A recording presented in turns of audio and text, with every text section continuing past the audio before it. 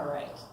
Good morning, everyone. Good morning. It is so lovely to be here and lovely to see everyone's faces. And I'm just really blessed and grateful that each one of you took time to come here today. I really appreciate that. So, how's everyone's 2022 going? Better. Better? That seems to be the reoccurring theme. So we are 23 days into the new year, but I know everyone's answers are going to vary. Many people started off the year with grand plans on what they were going to do. They were going to lose weight, and they were going to do whatever. Other people simply vowed to just put the last year and 2 or 3 years behind them and keep it going. From illnesses to deaths, career changes, relationship changes, we've all been through things over the past couple of years. It's been a lot for many of us. But with the last 2 years in the back of my mind, I asked myself, how did I see 2022 shaping up for me? Well, I really didn't have any grand plans for the year, to be quite honest, except to keep growing. That was it. I was keeping it simple this year by not putting any unrealistic expectations on myself. Just keep growing.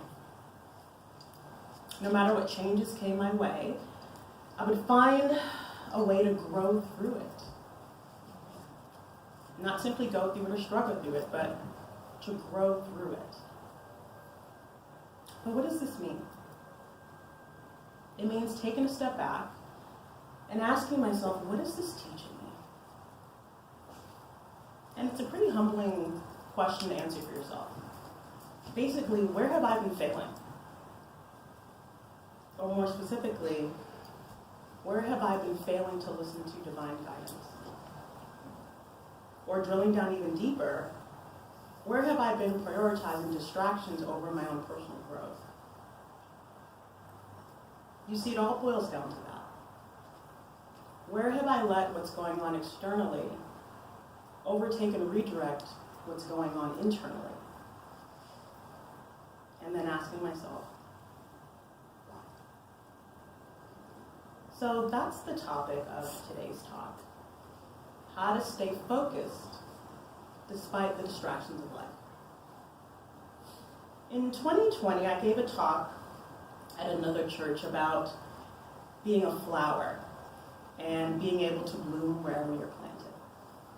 And in that talk, I discussed how we must remain our authentic selves through it all, even when everything seems to be falling down around you. I talked about how we chose to come into this life to give ourselves a chance to be a different flower and bloom in a different way, meaning we've all had past lives and each life offers a different lesson. I talked about how we all need to be in the right circumstances to thrive and grow, meaning that if your environment isn't supporting your growth, maybe it's time to replant yourself elsewhere. I also talked about how we all need people to tend to us and to support us, but also prune those who don't, meaning you might need to reflect on who you have around you, and are they in your best interest? But the focus of that lecture 2 years ago was on you choosing to be planted someplace and thriving there. Now this year, today, I'm talking about what if you weren't purposefully planted in a place? For example, you had plans for one place, and something blew you off course and landed you in another place. So that's what I was thinking about actually 2 Sundays ago today when I came to church for a meeting. Well, actually, it started the day before, so let me just go back. So the day before, on Saturday, I was teaching an outdoor yoga class at a park that I always teach at. And I arrived to set up, and I normally picked the same spot that I always do. It's a large park, large. And I was going to put my stuff down and set up, but there were some people not too far away playing with their dog. So rather than plant myself down in my normal spot and hope they would move, I decided, let me just allow this unexpected distraction. It's causing me to land a little bit further away than I normally would be, but it's Well, let's just say, within a minute of starting class, we did yoga to the soundtrack of children screaming and melting down on the sidewalk right there. Their parents laughing loudly, cackling amongst themselves. One of the dads decided to start playing kickball with his son about a few feet away from my mat. I was very frustrated. I was trying to speak in that gentle yoga voice, deep breath in, slow breath. It was challenging. But inside, I was like, dude, really? You got the whole dang park, and you want to play with your kid right here? Like right here? Oh, and your daughter wants to have a meltdown on the sidewalk in the middle of my breathing meditation, and your wife isn't paying attention because she's talking to her friend, and she's not going to shush her or pick her up.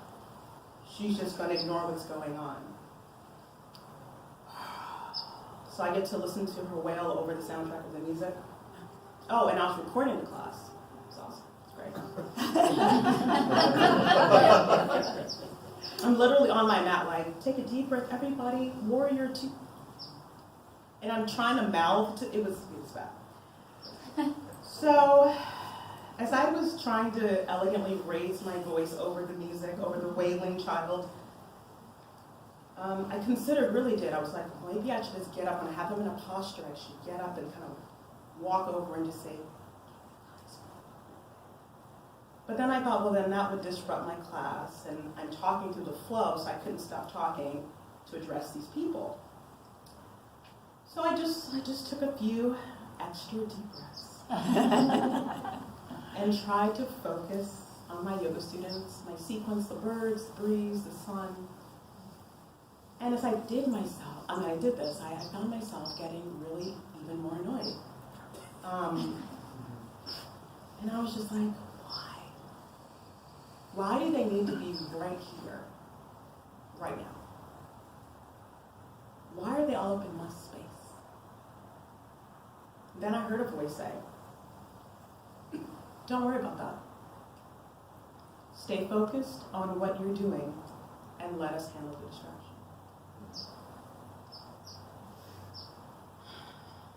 Because I'm stubborn. I begrudgingly closed my eyes and went back to my deep breaths. Like, all right. But lo and behold, the loud group just began to meander away, off to another end of the park, where there was plenty of space to run around. So I was like, okay, you're right.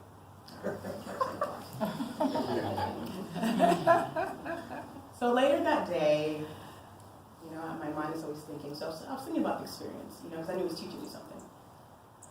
So I thought about the class, and it reminded me about Spirit's words to me in that moment.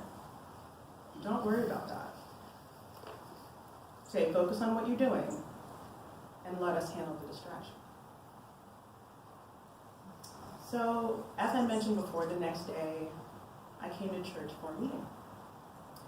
And I pulled into the parking lot here, and I parked my car, and I stepped out. And as I did, I noticed something on the ground in the stall next to me. And it was this. I'm going to show you guys this picture. Everybody see that? Noticing that too. Oh, I see that. The little It is a plant that is growing out of the concrete Oh. I've been noticing. in the stall in the parking lot. Can everybody see that? Yeah. Okay. And then here's my car, and you can see the sunlight reaching this plant as it grows in that crack. Oh. So I saw that, and I thought to myself, interesting. This plant has prioritized its growth over any distractions. Even when it likely didn't choose that spot. I mean, there's grass just a few feet away on the other side of the fence. So I thought to myself, like me getting shifted to a new spot in the park the day before, this seed probably fell out randomly into a small crack in the pavement on its way to being planted in the grass just a few feet away. And I'm sure it thought to itself, oh, this isn't where I plan to be.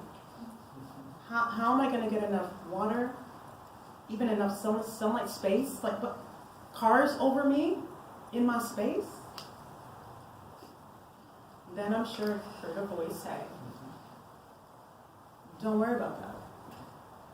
Stay focused on what you're doing and let us handle the distraction. And as soon as this plant took in a few breaths of CO2 and began to focus on this job of growing through the experience that it found itself in, Spirit was able to make a way. Somehow the pavement buckled up to create a nice little nook to protect that plant and also serve as a reservoir to collect water for the plant and to protect it. Somehow the sun was able to shine into the cracks of the pavement, giving the plant the glucose it needed through the process of photosynthesis. Somehow, that plant has positioned itself in the middle of the parking stall, so even if a car pulled in, it wouldn't touch the plant. Wow. Talk about growing through a situation despite the unexpected redirection that takes your focus away from your intended plans. So it totally brought me back to the lesson that I received the day before. Stop focusing on what's going wrong around you and instead focus on your plans. Let us handle the rest. In that moment, Spirit showed me that if I can stay focused on my plans, my energy is conserved, and I will stay aligned for the task I set out to do. Because if I get distracted, my energy gets scattered. And scattered energy is weak energy. And weak energy accomplishes absolutely nothing. And let's face it, we all came into this life to accomplish something. It's our job that once we arrived in human form, to remember what it is we came to accomplish, and then get it done. Sounds easy, right? Exactly. Well, it can be. It can be. If we remember two things. Number one, that we have help. And number two, that we are co-creators with Source. So we have the power to change our lives to be in our best and highest good. So about this help. Just like the plant in the parking lot, when we resolve to grow through our circumstance, Source will handle the rest. If we can just stay focused on our part, going through the experience, knowing that it's part of the plan that we came to accomplish in this life. And when I say knowing it's part of the plan, sometimes it's like, oh yeah, this is part of the plan. This is great. I love it. It's fun. It's exciting. I love the plan. Other times it's like, so this is part of the plan, right? Because I don't really see like the outcome. I don't really know. If you just let me know if this is really part of the plan. And so other times it's, Lord, this better be part of the plan. Because, right? Amen. Amen. I find myself in that last chord category a lot, actually. And my angels and guides are like, okay, first of all, you need to settle down with the attitude. Hey. Then they're like, second, you're the one that made the plan. So you might want to figure out what you came to do, and it can be a lot easier. And then I'm like, touche. I digress. Yeah, you're right. So our angels and our guides, I call them your spirit team, are provided to you graciously by Source. They're here to help you stay focused on our plan. Because let's face it, we're human. We get easily distracted. by what's going on around us, whether it be family, friends, work, relationships, trying to get our basic needs met. And I don't know about you guys, but for me, I've given my spirit team unlimited, and I mean unlimited permission to remind me of their presence and explicit direction to help me stay focused on my plan. Why? Because we have free will. And we may do as we please. So they can't always intervene the way they want to when we're messing up. So as we all know, we're human, and we don't always make the best decision due to fear. And this fear, I call fear a perceived lack of abundance. And when I was coming up with this part of the talk, I originally had fear and the perceived lack of abundance. But then Spirit corrected me and said, actually, fear is the perceived lack of abundance. Meaning, if I perceive that abundance is lacking when it comes to money, then I'm going to have a fear that I won't have enough money. And when I fear that I don't have enough money, I will do whatever I can to keep or get money.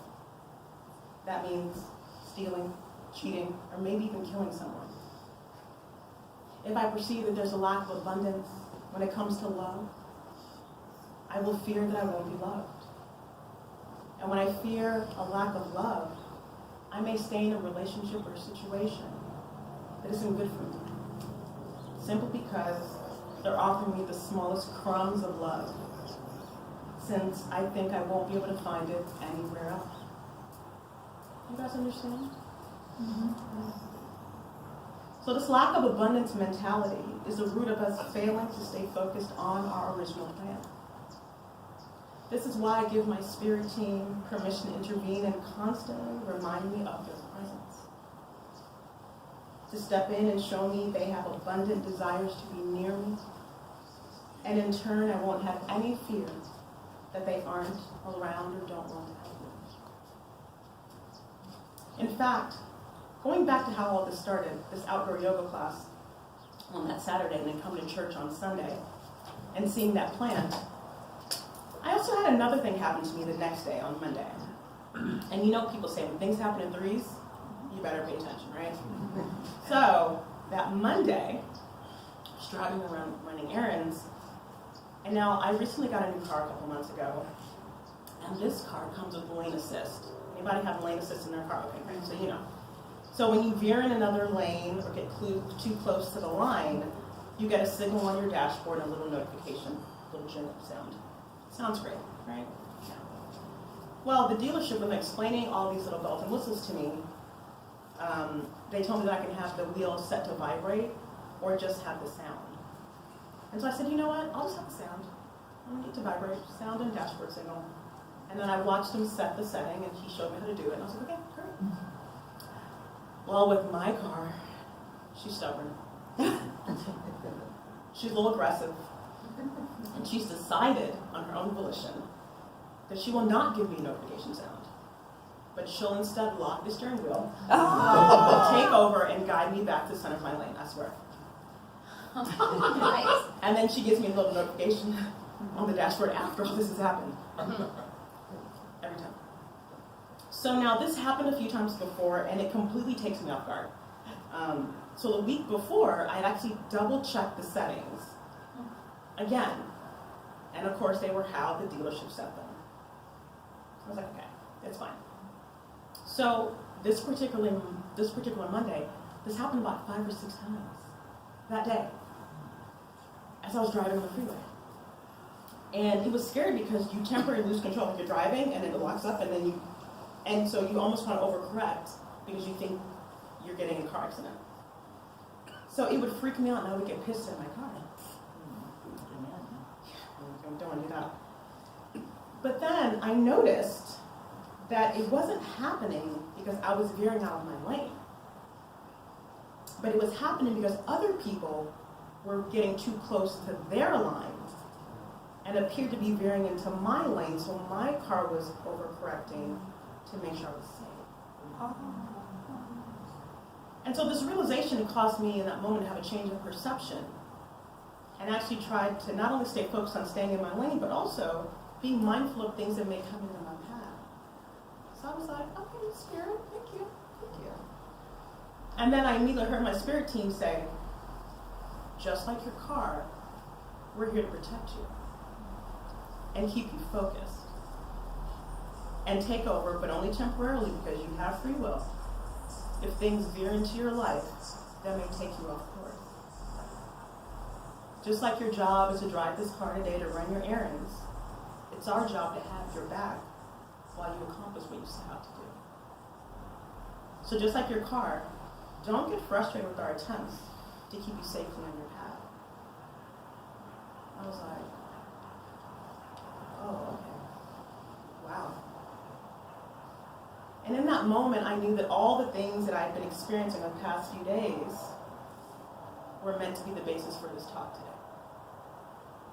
So we indeed have help. But this help doesn't go very far if we forget the second important thing in accomplishing what we set out to do in our lives. And that is that we're co-creators with Source. So have the power to change our lives to be in our best and highest good. Yeah, that's right. We actually have the power to manifest changes in our lives. So once we know that we have help, and that help is here to keep us on track, if things get thrown in our path, like the lane assist in my car, we can move forward in confidence, claiming all the goodness like that plant in the parking lot, enjoying boldly that spot in the sun, being protected by the buckled pavement. We know that our spirit team will handle it and remind us about all the abundance around us, like my yoga class and the loud family being divinely, gently guided towards another open space in the park, and also this morning, the Spirit divinely, gently guided distractions out of our path.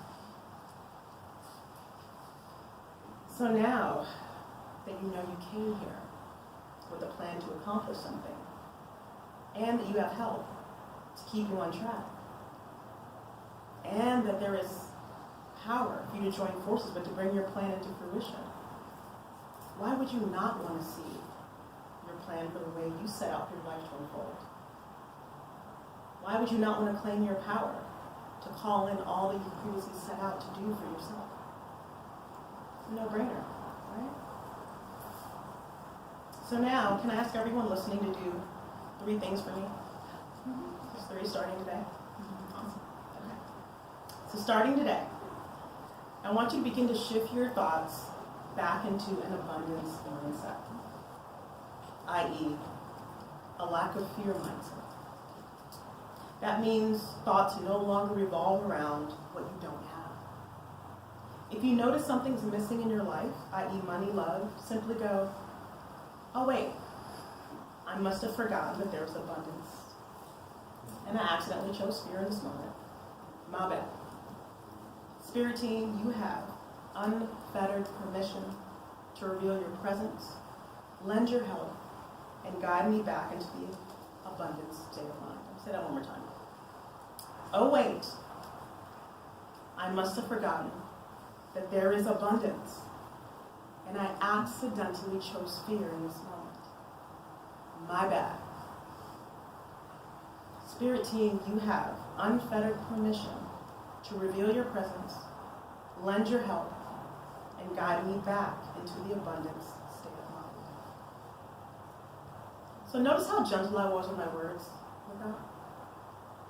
I wasn't getting mad at myself for forgetting. I'm human. I'm doing the best I can to navigate this 3D reality and all the people in it. It can be a little crazy.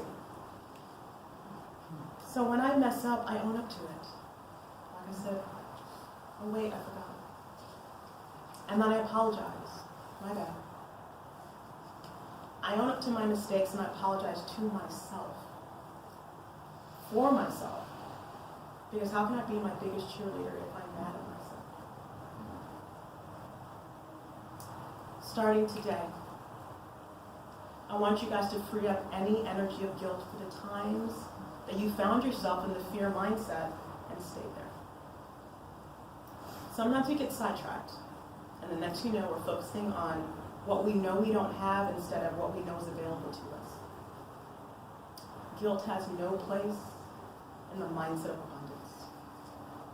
Where if you feel bad about something, you're going to dim your light in the world because you don't feel worthy. And then you won't claim what's there for you. Let us remember that abundance comes from Source, the Creator, God, whatever you want to call it. And Source is available to all of us, regardless of whether we deserve it or not. Because Source is part of us and we are part of Source. And I feel this is the biggest place that modern religion has failed us, because we were tricked into believing that we needed to earn the Creator's love, and thereby earn any abundance that flowed therefrom. That was and is a lie. That was and is a lie. That was and is a lie.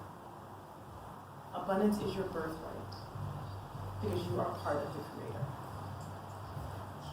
Starting today, I want you to claim your flow of abundance from the Creator and then transmute that energy into that you can use to call in everything you desire. We just started a new year. And it's a perfect time to revisit the question I asked all of you at the start of my talk. How do you see 2022 shaping up for you? I hope that you see the release of any lingering guilt. I pray that you see the acceptance of any needed self-forgiveness. If not, you're wasting the powerful energy that is and has been at your complete disposal as you set your intentions to create good things for your life and moving forward. If you guys can do these 3 things for me, well, really yourself. But I find that most people will often change for someone else before they change for themselves. That's another talk for another day. So if you can do these 3 things, I know that we can all raise the vibration of the collective consciousness, growing through it together, and enjoying the plans that we've chosen for ourselves in this lifetime.